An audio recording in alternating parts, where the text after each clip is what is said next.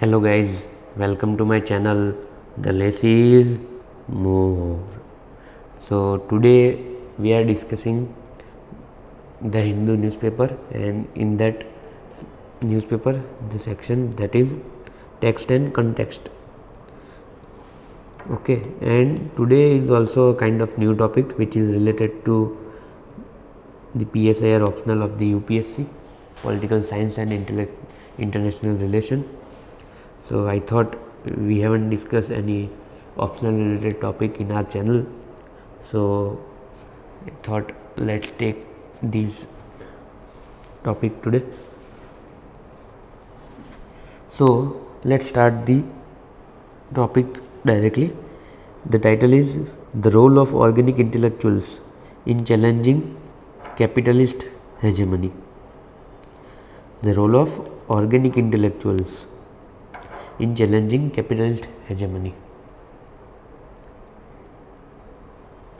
Organic intellectuals have a direct connection to the economic structure of their society and their own class.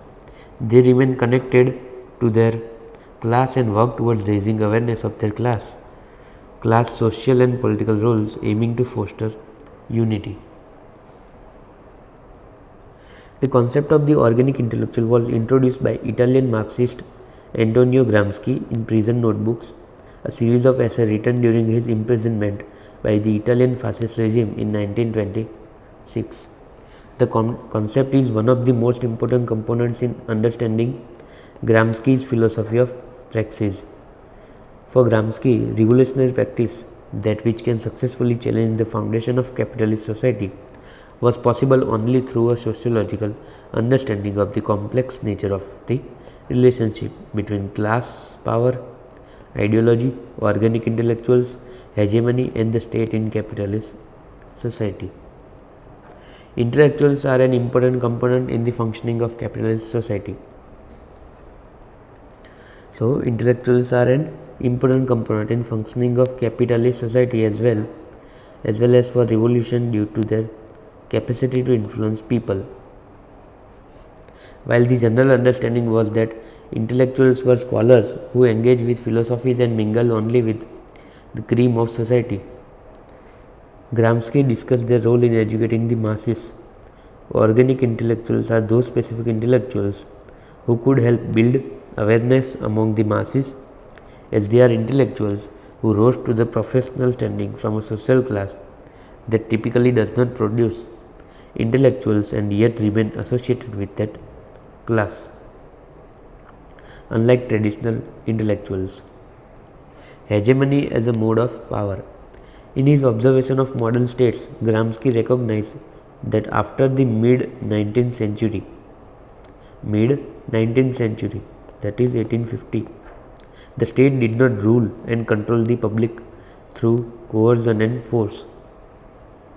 Instead, it had cultivated consensual support throughout civil society, which he described as hegemony. Hegemony as a concept was inspired by Italian political thinkers who employed the term to describe the gradual building of consensus and favor across the nation for the ruling class instead of relying exclusively on the exercise of coercion.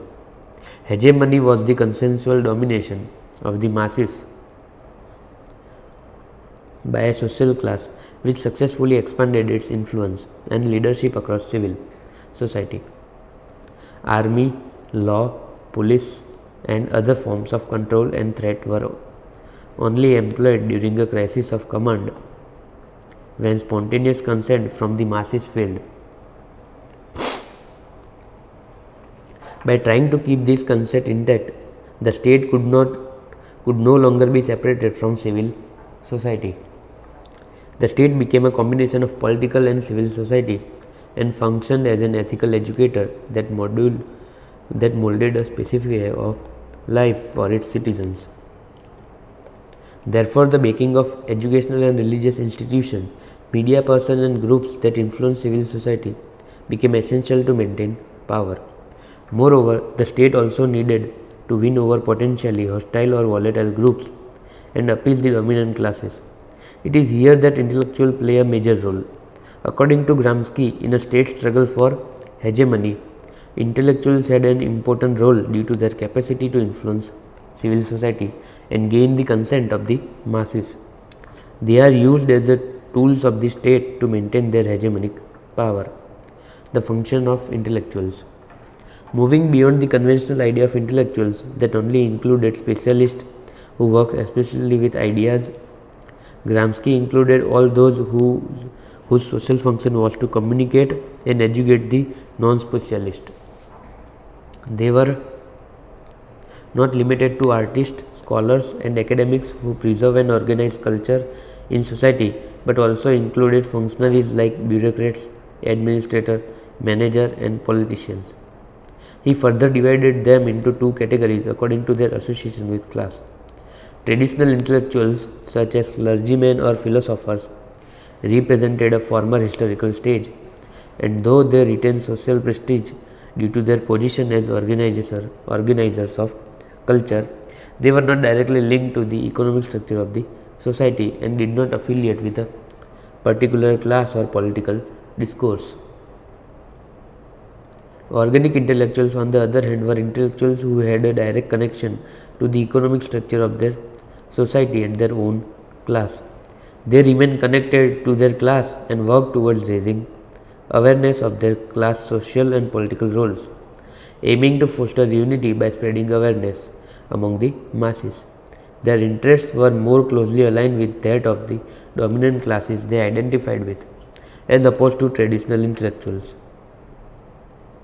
Ideology and the organic intellectual. Gramsci recognized the importance of both economic structure, that is base, that included social class and class power, and the cultural and ideological aspects, superstructure, such as religion, folklore, languages, and social norms in bringing about a revolution. He was critical of what he referred to as vulgar materialism that reduced everything to an economic determinism, as it failed to grasp the dialectical nature of Marxism. According to him, ideology is a worldview that played a crucial role in unifying human action. It helped people in becoming aware of their practical circumstances. He believed that intellectuals, particularly organic intellectuals, should not detach themselves from the masses but rather engage with their common sense, thinking, and ideologies. They needed to challenge contradictory ideologies, educate the public about their class struggles, and develop and disseminate the ideology of their own class. Further, they had to establish dominance over the intellectuals of other classes and assimilate and gain the support of traditional intellectuals, because despite their disconnect from their class, they could get spontaneous consent to the social orders as representative of society's culture. Assimilating traditional intellectuals is an important aspect of the overall struggle for hegemony. Gramsci explained that while organic intellectuals were used by state and the classes in power to maintain their positions, they were also important for a revolutionary project. The revolution could only be possible if consent was gained from the masses across civil society before capturing power from the ruling classes. Seizing buildings and jailing the ruling corrupt was not enough for the sustenance of revolution, as along with a change in the economic structure, a political transformation was imperative for a true revolution, without which it had the danger of being similar to fascism.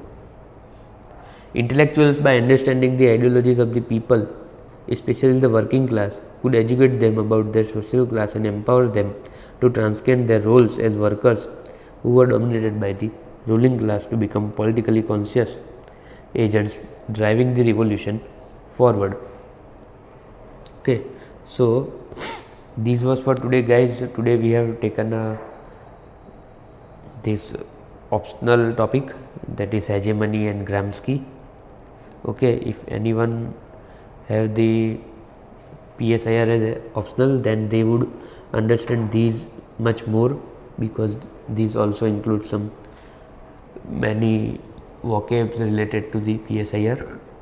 So you may not find it understandable, but it's okay if you do not understand today's topic, leave it. But who understand can summarize it in the comment section, right? So for those who do not understand, for them today is holiday, okay? But I would recommend you who don't understand, just listen this, you will, because you get something. And because if you try to achieve everything from just one editorial, then it would be a kind of perfectionist tendencies, right? So we should not hope for everything from just one topic. Just extract as much as possible as you can, and if there is nothing, then it's okay, because the less is more. So wherever you find any difficulty in your life as well, you can apply this concept, that is the less is more, okay?